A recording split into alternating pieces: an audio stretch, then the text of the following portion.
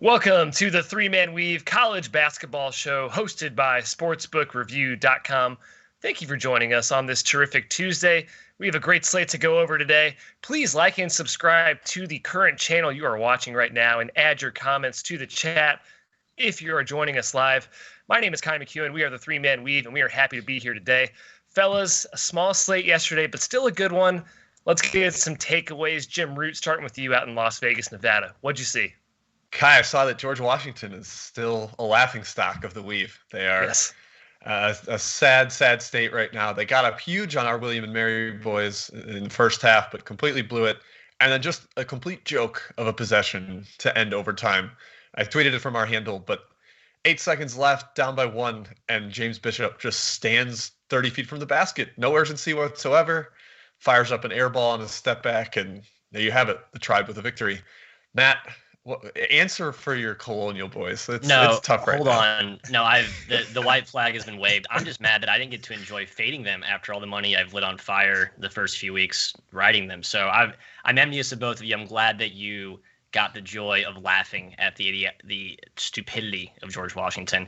Jim, where I was focused last night were the pups. The dogs had some bark. They had some bite to them. Underdogs 7-3 against the number last night. The only dogs that did not cover, Northern Arizona, San Diego, both teams coming out of COVID-corrupted. Northern Colorado did not either. I'll make that very clear. Yeah, and then Northern Colorado, so playing their first game. Again, just tough spots. So if you just remove those situational stains from those underdogs. Underdogs were awfully good last night. This is finals week. Like, you get a lot of kind of dead spots that are going to emerge. So if you find a good underdog you like, they have not been that profitable this season. Large favorites had a big run early, but I think this might be a time of the year where you could find some value in those double-digit underdogs. Yeah, I mean, my takeaway was going to be George Washington, so Jim covered that very well. That last place, hilarious. At 3MW_CBB is our Twitter handle. You can check out the play there. It's funny. It's literally funny. I laughed out loud. I lolled. But that's enough for takeaways. Let's get into the slate today. Starting off with an ACC game, Clemson at Virginia Tech. La Tech -2. Open Clemson at Chris -1.5. This game is completely flipped to the other team. Clemson's been unbelievable this far. Second best defense in the country per KenPom. Matt Cox, are you a Tiger guy? I don't think so. I think you're leaning the other way. I'm all hokey here.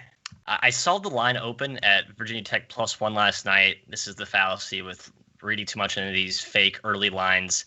I believe the proper opener was -1. It's already up to -2 Va Tech. I don't care. I'm sticking with it. I made this line around 3.5. This is a prime buy low, sell high spot in a conference opener where we're seeing Clemson sizzling hot. Their value is hyperinflated. They're up to, I think, 18th in KenPom right now. Virginia Tech coming off a disastrous effort against Penn State. This just is a classic get-right game and a pretty good matchup, too. I think Virginia Tech can move the ball side to side, get some of those back cutters, and they can shoot over Clemson's length. That's why Clemson's D's been so phenomenal this year. They have just length at all 5 positions. But Va Tech's system, I think, is geared to get good shots. Jim, are you going to ride with me here or stay away? I'm not riding with you. I'm staying away, but I agree. I think that Maryland and Alabama are they're not as sharp in the half court executing offensively. And Virginia Tech is a very structured system. Mike Young runs some terrific set plays, and Virginia Tech should be fully healthy. They've been kind of had some guys in and out. Cartier Giara specifically, they should be good to go for conference play here. I see the angle on your buy low, sell high. I'm surprised that the line in the market has completely bought in as well, but I would probably lean that way. And if Clemson wins this one, like going away too, then we just got to completely ramp up their rating and they're 100% legit. Right. Yeah, it'll be a good one to watch. You have to be able to handle the ball against Clemson. I think that's one of the main things you need to do. I think Virginia Tech can do that with Beatty and Cone handling the ball, running point, running off guard. So I do lean Virginia Tech as well. Pretty evenly matched teams here. There's balance on both sides. So in that case, I certainly lean the home team in this one. We'll move on to Minnesota at Illinois. Illinois coming off a tough loss to our Tigers, Jim.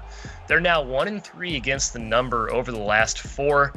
Minnesota hasn't lost yet, straight up, but they haven't played a strong schedule. Jim, can the Illini bounce back from a tough beat to once again our Tigers? That's given me some hesitance just because of the spot for Illinois, but I do think that some of these Big Ten games are just going to be brawls. I mean, we saw Rutgers on the road look really good yesterday. And Minnesota, they have the All-American candidate to match up against Ayo Dosunmu. This is going to be a fantastic showdown in the backcourt between Carr and Dosunmu. And even Liam Robbins up front, the Drake transfer, is a nice little matchup for Kofi. So it's cliche, and I feel like I'm going to say this a lot with Illinois, but it comes down to if those other guys are hitting shots. Is DeMonte Williams knocking down his threes? Is Adam Miller knocking down his threes? They really went completely away from Miller in the second half against Mizzou. They just played all Curbelo, which I don't really agree with if you're going to have the ball in Dosunmu's hands constantly, because Miller's a better off-ball scorer, catch-and-shoot type guy.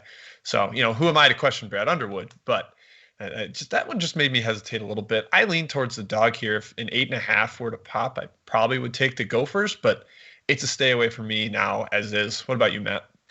Yeah, I was looking at the total, but the early movement has kind of deterred me from it. I'm seeing the total right now at 147, 148 in a few places after opening around 150.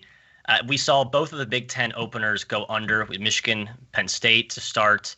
Last night, Rutgers, Maryland, although there was a flurry of scoring late. The first half, I think, was more indicative of the true pace of what you'll see in a lot of these Big Ten grinded out type games. Illinois' total price feels inflated because of who they played in the non-con.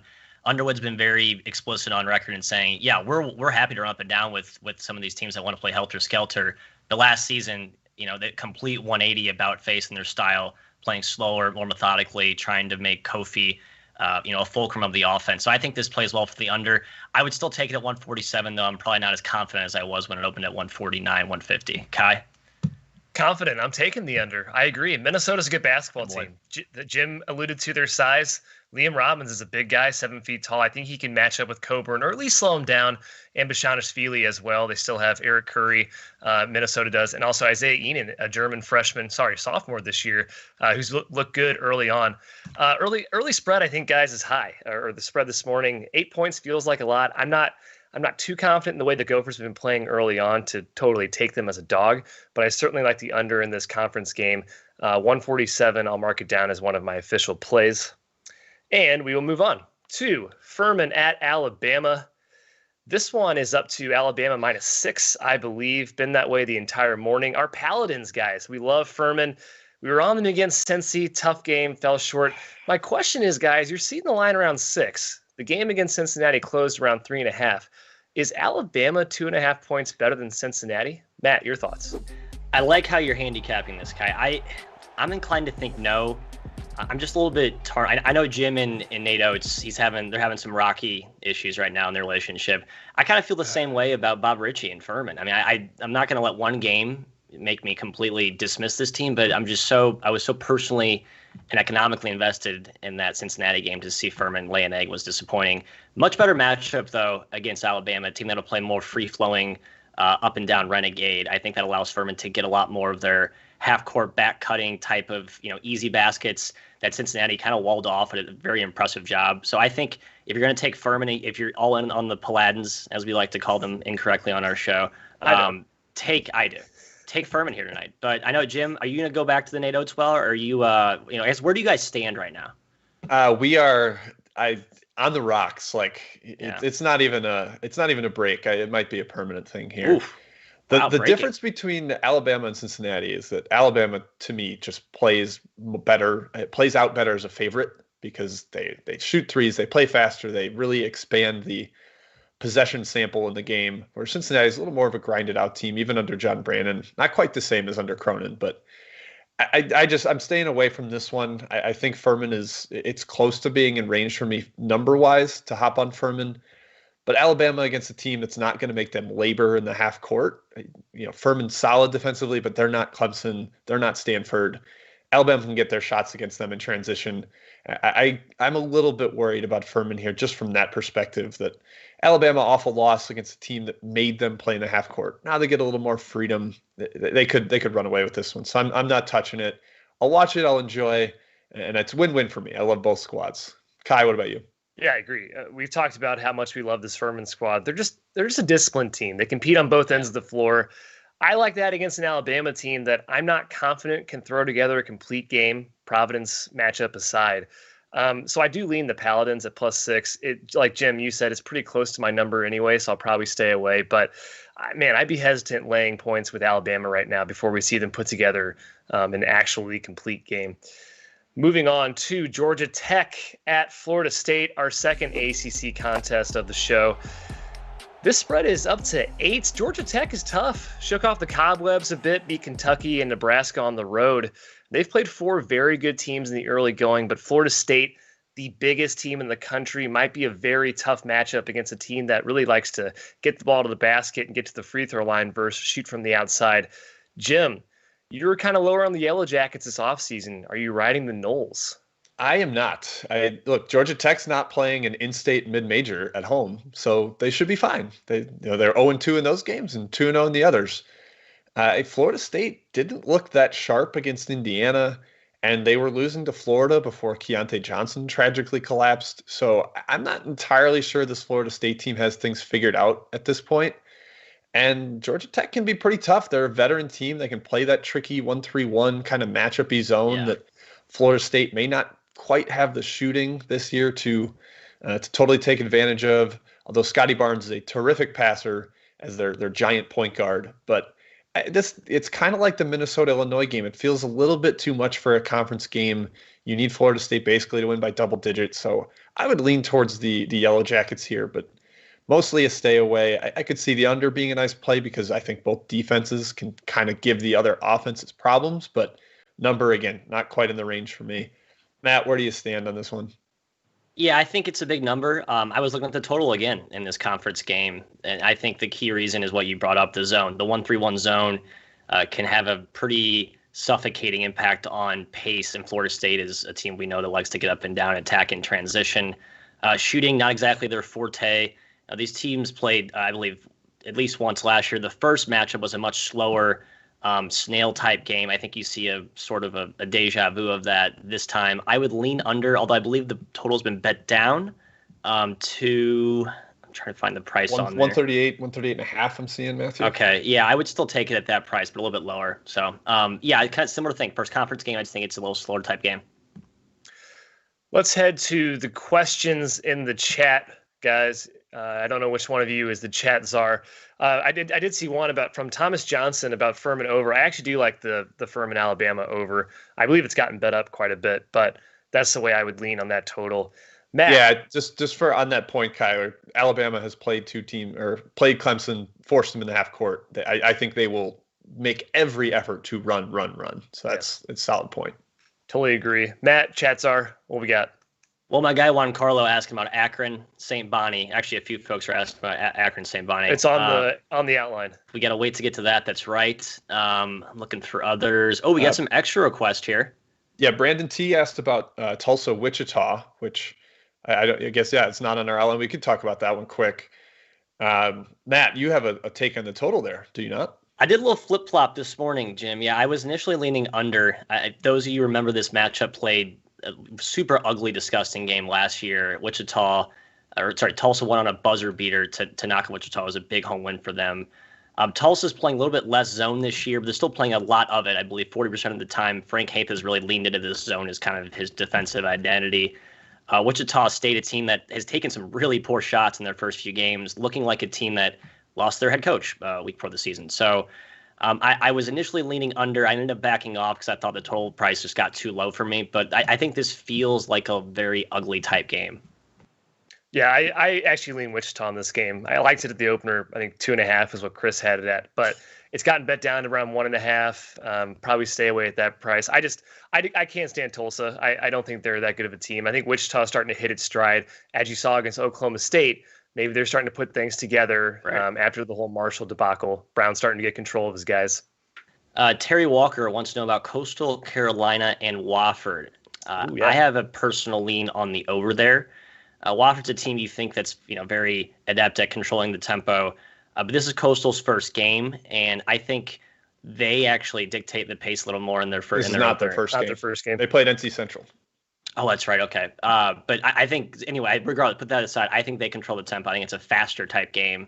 And I think both defenses have trouble stopping the other. So I like the over here. I'm gonna give you one caution there, Matt. Tyreek Dixon played only 9 minutes last game for Coastal, their point guard. If he's not able to play, if he got hurt, I tried to find info, just unfortunately nothing out there. Then perhaps maybe the tempo isn't quite as fast. I mean, Devontae Jones fully capable at point, but I think that is a concern. Luke Beasley asked about Stetson and Florida Atlantic, which Matt and I have a little bit of a head-to-head going there on the total. I am on the under. I think both teams are very much wanting to play slow. It's an in-state kind of, a little bit of a battle, but Matthew, you are over. You think Dusty May is trying to run this year, correct? Yep, I got suckered into another Coach Speak course this offseason. He talked about how he wants to speed up the tempo on both ends of the floor, not just on offense, but on defense as well, with more frenetic pressure.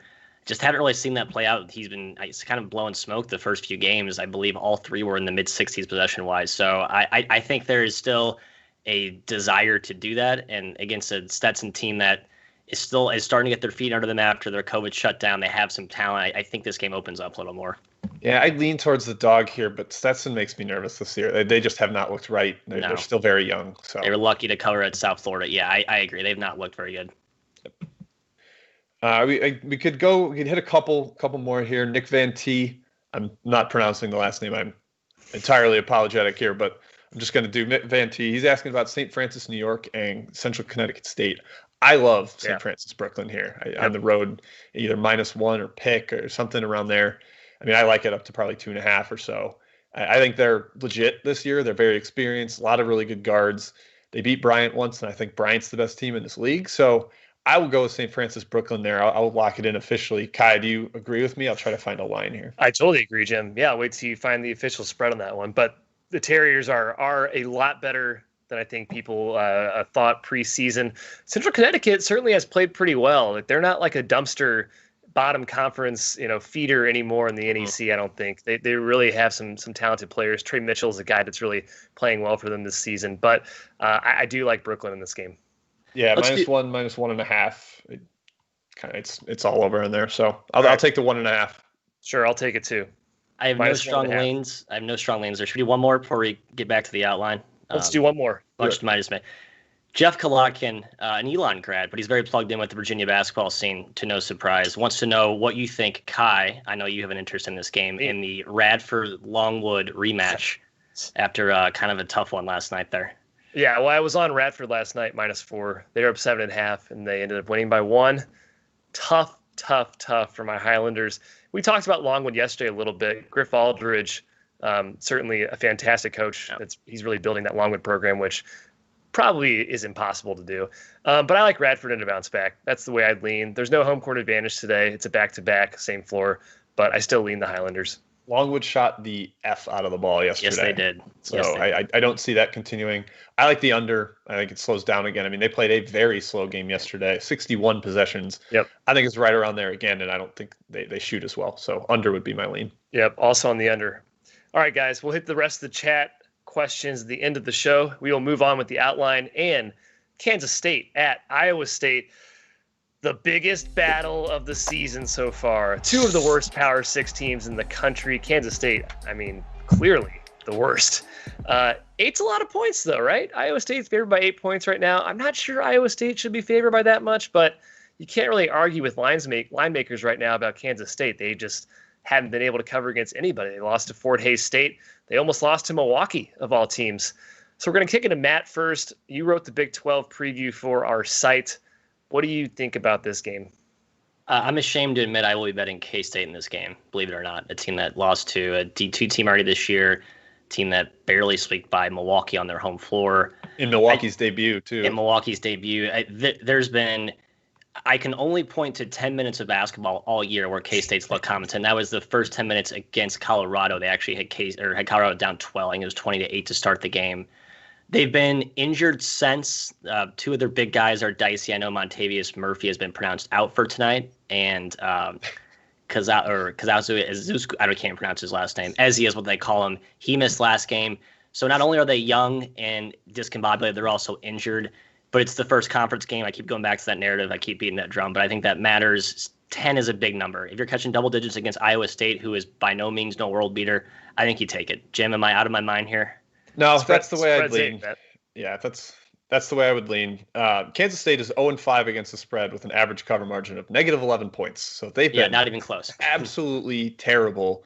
But yeah, Iowa State, they have to beat a team by double digits. I'm not really sure they can do that. I mean, they were down to, we've said it on this show before, Arkansas Peanut Butter at halftime. They barely won by double digits in that one. Peanut Butters, that's right, yeah. You got to hope K-State's better than Pine Bluff. So, yeah, that would be the way I'd lean. I probably won't take it unless it gets up to 9 or so. But betting K-State right now is plug your nose worthy. Yeah, I do lean K-State, even though I think the Clones guards are going to skewer them. Scott Schaefer in the chat asked, who's the better recruiter, Bruce Weber or Kim Anderson? Well, the answer is still emphatically Bruce Weber, but I do appreciate the question. You're just salty because he's taken all the St. Louis talent from your Mizzou pipeline. I think that's the issue. He does have a St. Louis guy on his team this year, 7-footer. I would take the under actually in this game. 137, I think, is what the price is right now. I will lock that in. It's going to be ugly. Let's see if K-State can score 40 for us. We will move on to St. Bonaventure versus Akron, a game that's come up in the chat a few times. Guys, help me out. I think this one's been bet down. It was at 6 this morning pre-show. I think it's down to 5. It's a neutral site game at Cleveland. This is the Bonnie's first game. This is Akron's first D1 game. Akron had a hell of a year last season, guys. I don't know if most people are tuned into that. They were the best team in the MAC by a significant margin. They're led by Lauren Christian Jackson, Matt's dude. A 5'8" point guard. He's going to compete for MAC Player of the Year. We'll go to Jim first. Matt's a big Bonnie homer, so I don't want to hear from him first here. I want Jim's take on Bonnie's versus Akron. Okay, I lean towards Akron. They did turn over their roster kind of a ton outside of Lights Camera Jackson, which I think is actually a real person. But LCJ, it just adds up too much to it. The rest of the roster is a little different, but they've got a couple transfers in there. Maishi Daly from Iowa is a nice addition. Bonaventure kind of got to figure it out. They return a whole lot more than Akron does, but man, we haven't seen them on the court yet this year. They've had their COVID stoppages. Akron has too. I would lean towards the over just as a gut lean here because both these teams should want to just get out and run a little bit. They're finally getting to play a real game against real competition. Yeah, I agree. And the total has been bet down. I actually would probably take it at that 138.5, 139. I think it's worth a bet there because these teams, it's not they're not 2 weeks into the season like everybody else. Right. They're just kicking it off. So Matt, what are you feeling on this one? I agree. I might have to join you on the buyback on the over if it does stay around that number. It's just Mark Schmidt talked about a few days ago how challenging it has been to practice. They said they've only had 3 days, I believe, with a full roster. So you can add 2 or 3 days to that. Basically, not even a full week of full practice does not bode well for the Bonnies. But I kind of lean. I think Ky, you said you're leaning Akron here. I think, it's just a big number. I don't know why St. Bonnie is getting this much respect out of the chute. I mean, I love them. Oh yeah, someone must be why. Yeah. Someone's on my scent. I don't like it, so I'm trying to kind of shield my takes here. Although I've been very vocal about that. So I think Jim's right though. The over is the right play. The side feels like you're flipping a coin. You just don't know what to expect from either team here. To your point, though, Matt, the Bonnies could be a real darling in the A10. I mean, yet another competitive team, by the way, in the A10. That league is stacked awesome this year. The top 7 or 8, every single team has a chance to compete for an auto bid. I think Osani for the Bonnies, Matt, your other dude, inside can have a real big day against Akron. But I really like the Zips at 6. That was a play for me. At 5.5, I'm probably staying away, but certainly still lean Akron in this one. We'll move on to our last game on the outline before we get to our picks. Loyola Chicago at Wisconsin, a late add to the schedule, and man, it's going to be a good one. I believe this one's hovering around 8.5, Wisconsin favored. Loyola is the heavy Missouri Valley favorites, especially after A.J. Green just went down with injury for Northern Iowa. Honestly, this spread feels pretty high. Loyola hasn't played anyone, but they're well coached. They're very talented. We'll go to Matt Cox first, my fellow Chicagoan. Loyola, what do you think? I think Loyola's guards have to play really well in this game. So much of what they do in the Valley is predicated on playing through Cam Crutwig, and very few Valley teams have the size and physicality to match what he can bring to the table. With Reavers and Potter, Wisconsin, they're not over the top physical enforcers, but they are obviously long enough and big enough to combat that. So it's up to guys like Marcus Kennedy and Braden Norris, excuse me. So those guards for Loyola need to make shots for them to stay inside the number. I think 8.5's a lot in a game that should play extremely slow and that could be extremely ugly. So I lean toward the dog. Jim, are you going to ride with me here, or is this, or do you have to be loyal to your Buzz Cut brand of basketball? No, I'm going to ride the fence here. This one's it is going to be ugly. The total's gone from 130 opener at Chris down to 127.5. People are on the scent that this is just going to be a half-court slugfest. Both teams are very content to just try to execute for 25 seconds in a possession. So that does make me lean towards the dog. I made the number around 8-ish. So, getting 8.5, 9 isn't quite enough for me. But it just does feel like a game where Loyola is going to compete. They're going to hang around. They're solid enough to not get run out by a Wisconsin team out executing them. That's what Wisconsin usually does to lesser competition, and Loyola won't be having that. So, the one thing, Loyola's only played Chicago State, which it doesn't really prepare you for Wisconsin. But I would lean towards Loyola in the under, but the numbers aren't really there for me. How about you, Ky? Yeah, it's kind of a low total for such a high spread when you consider the two teams here. Loyola is not a pushover by any means. So I see it touching 9 now with a total of 127.5. I mean, that's low. I have to lean Loyola in this game. Stopping Krutwig for Wisconsin, that's the key, I think. I think Potter and Reavers can both step up and slow him down somewhat, but Krutwig is a lot better, man, than I think most realize. He is an awesome player. He's fun to watch. The Badgers, by the way, they handled Rhode Island and Marquette's bigs pretty well, so I think there's precedence to where they can do that. But remember the name Johnny Davis? He's their Davis. He's the guy that opens the ceiling for Wisconsin, a freshman wing. It's more dynamic than guards they've had in the past. Yeah, Loyola's very good defensively. It's going to be a competitive game, so I'm going to lean the Blurs at +9, I believe it is. All right. Moving on to our best bets, then we will hit the rest of the chat. Matt's pick. What do you got for us, Matt? Best bet. I probably should choose a pick that I have better value with my power rating discrepancy to spread, but I'm just going to trust my gut. Virginia Tech, Clemson. It's an all-time spot. I think Mike Young and the boys get it done tonight. Point and simple. Jim? I am not quite with you here, but for my best bet, I'm going a little off the beaten path here. Hofstra and Monmouth. I'm taking the over. Monmouth is debuting. Matt, you found a nice King Rice quote yesterday about he's just got to let the guys run a little bit. Let the boys play. It's what we said about Akron and St. Bonaventure. They just want to get out and run around and play some basketball. Hofstra can really score it, so I would take the over there. Let me double check on the number. Ky, give me your pick while I find the correct number here. Will do. My best bet is Buffalo. I lost some value this morning. -3.5 will be the official show spread here. I'm still a believer in Buffalo as a solid MAC contender, despite their tough start. They're 0-1 in conference play, maybe a little bit more motivation to get back to 500. Josh Mballa, their big man, should be back for this game. He's a major force defensively for them in the middle. Best rebounder in the MAC last season. One of the best rim protectors. Miami's just been kind of shaky too, guys. They were blown out by Wright. They didn't cover against Western Illinois of all teams. I think it's going to be a field day for Jonathan Williams, one of the better mid-major players in the country. And I will put my money on the Bulls and sit back and relax. So I got 147 on my Hofstra number. That's what I'll be going with the official. And then on Buffalo, Jim Whitesell is not going to be there. He's 2 weeks quarantining after coming in close contact with a positive. But then Keyshawn Bruton is another guy worth mentioning there. I would be joining Ky if this was 3. I'm not taking 3.5. But Bruton, in addition from Coastal Carolina, that shoots the absolute lights out. He played a little bit, like I think 15 minutes in his debut. I think he'll get up kind of the 20 to 25 range because he adds a huge offensive element that maybe they didn't quite have before. Big time shooter, no question. I just want to quickly jump in. Virginia Tech -2. Can I get a stamp of approval for the official line?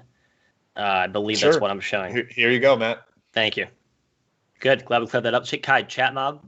Chat mob, please. We'll go in chronological order of post. Forgive me if I missed your questions. A lot of chatter, which is great. We love it. Goku wants to know about Western Carolina VCU.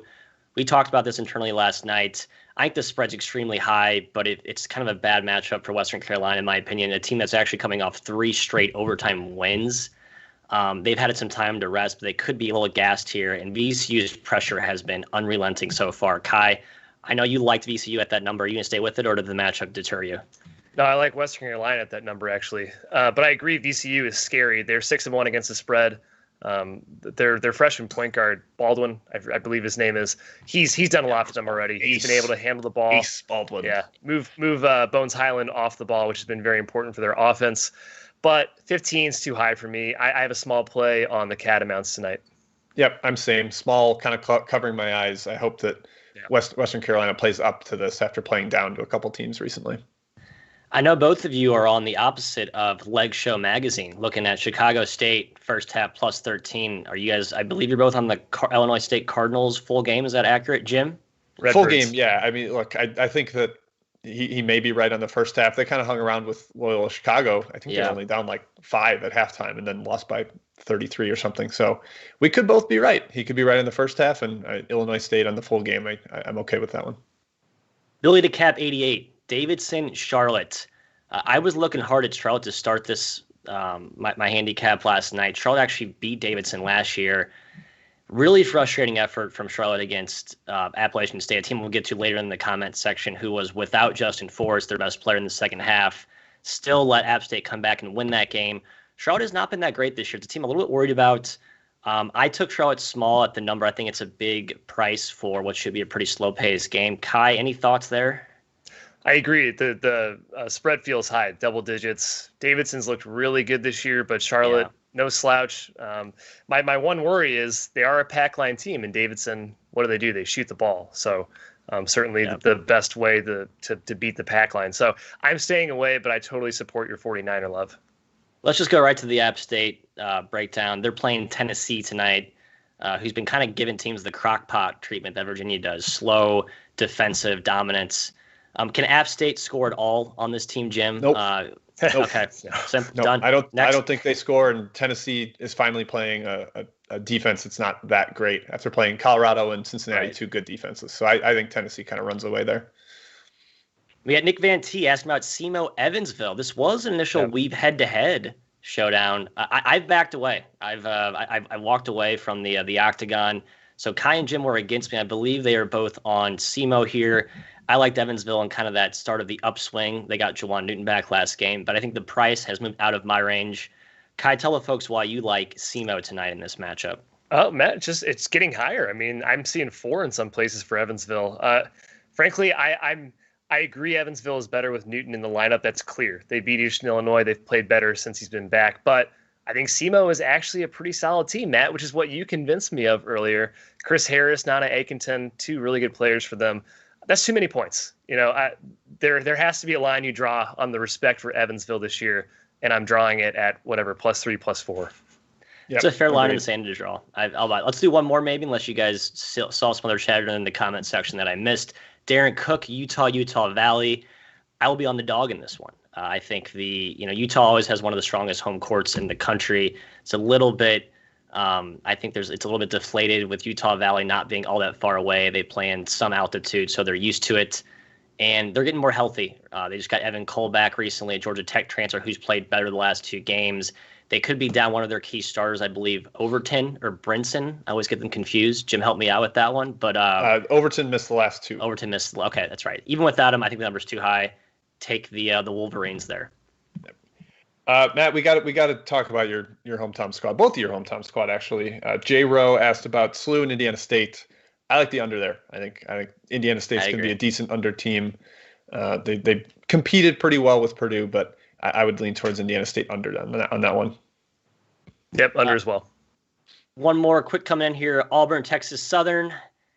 I don't really have a strong take on that one. Maybe the over. I think Texas Southern's played some slow teams. Maybe they get up and down and run this year. In this matchup, I should say. And then one more quick one, Long Beach, UCLA. We at the Weave are longtime stands of the Beach, but this team is a shell of itself right now. It feels like a big number, but I'm going to stay away. I gave the smallest of plays on Beach, but I expect to lose. So they're missing. They haven't had their potential 2 starting big guys, Hawkins or Roberts, and it's a lot of reliance on Jelly Washington. It makes me nervous. All right, Ky, sign us off. I think that concludes. That's all we got.